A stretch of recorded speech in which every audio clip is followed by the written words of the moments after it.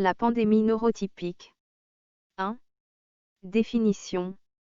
Le syndrome neurotypique est un trouble neurologique caractérisé par un souci des préoccupations sociales, un délire à bas bruit de supériorité de soi et de ses opinions.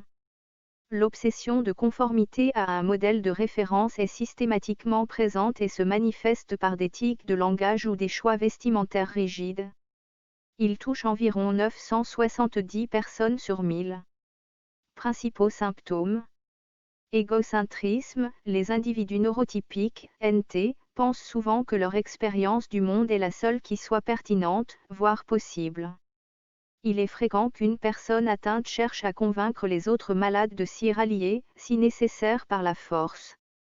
Imaginaires pauvres, afin d'occuper leur esprit, ils éprouvent le besoin d'un environnement bruyant et si possible peuplé d'autres NT pour ne pas être victimes d'angoisse. Les NT ont donc du mal à être seuls. Stéréotypie. Quand ils arrivent à la remarquer, les NT sont souvent intolérants à la différence, même mineure, chez les autres.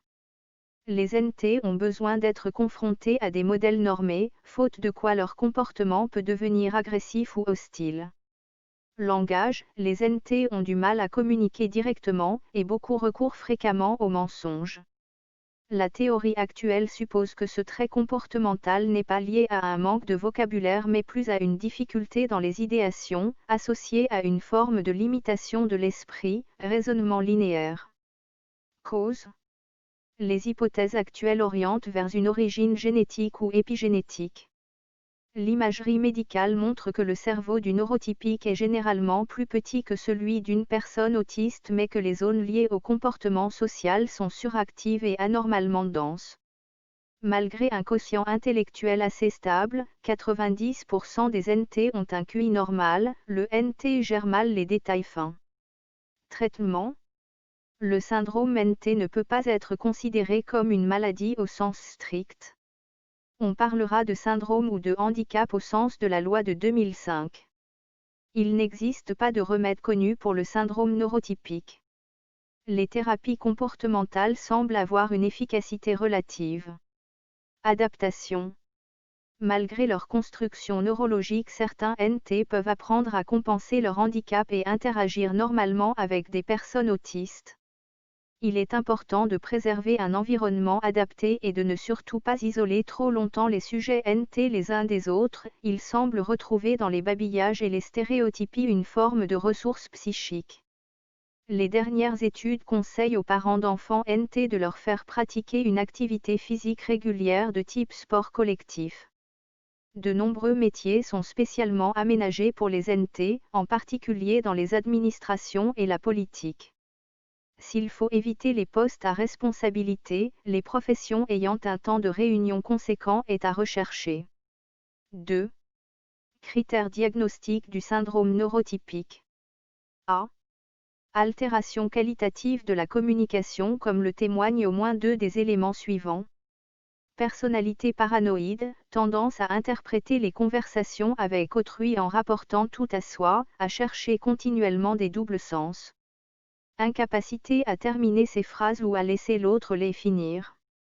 À l'exclusion d'une déficience intellectuelle, la récurrence du manque de précision et de clarté de la communication est significative sur le plan clinique. Usage stéréotypé et répétitif du langage. Le NT pose des questions sans attendre de réponse. X, comment ça va? B. Altération qualitative de l'autonomie affective, comme en témoignent au moins deux des éléments suivants. Usage appuyé des comportements non verbaux, tels que le contact oculaire ou physique. Le NT a une tendance obsessionnelle à fixer son interlocuteur dans les yeux. Incapacité à établir des relations avec les pairs possédant un autre mode de fonctionnement. Le sujet n'arrive pas à s'estimer suffisamment de manière autonome, ce qui l'amène à partager constamment ses plaisirs, ses intérêts ou ses réussites avec d'autres personnes. Recherche extrême ou anormale de confort ou dans les moments de détresse. Recherche constante de l'attention, car incapable de rester seul. C. caractère restreint, répétitif et stéréotypé des comportements sociaux, des intérêts et des activités socialement acceptables, comme en témoignent au moins deux des éléments suivants. Absence d'intérêt pour des domaines risquant de nuire à son image sociale. Par mimétisme, adhésion apparemment inflexible à des habitudes ou à des rituels spécifiques, souvent inutiles ou peu efficients. Hypermobilité des muscles faciaux et des cordes vocales. Préoccupation persistante pour certaines parties du corps et l'apparence physique. Recherche active de stimulation sensorielle, appétence pour les lieux bruyants et aux lumières vives, port de vêtements inconfortables. D. Signes précoces devant interpeller les intervenants médicaux, la famille et l'environnement scolaire.